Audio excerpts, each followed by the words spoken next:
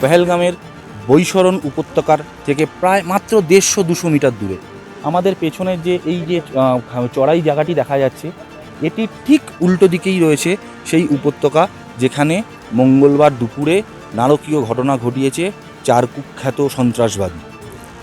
তাদের খোঁজে এখনও পর্যন্ত তাদের খোঁজ মেলেনি, তাদের খোঁজে চলছে সার্চ অপারেশন।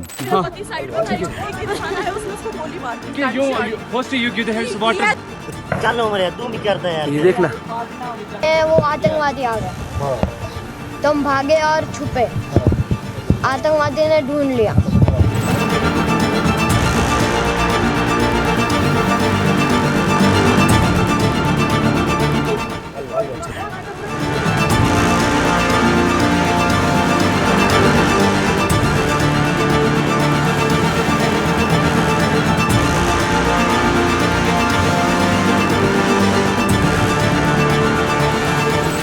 বেলা বাড়ার সঙ্গে সঙ্গে এই গোটা এলাকাটি আবার ফের সিল করে দেওয়া হয় নিরাপত্তারক্ষীদের তরফে।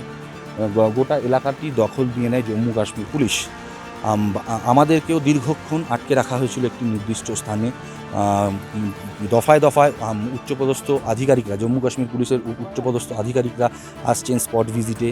চলছে এলাকা স্যানিটাইজেশনের কাজ, চলছে সার্চ অপারেশন। যে সেই 4 সন্ত্রাসবাদীর খোঁজে এখনও যেহেতু খোঁজ মেলেনি, সেহেতু কোনো রকম ন্যূনতম ঝুঁকিও নিতে নারাজ নিরাপত্তা আধিকারিকরা।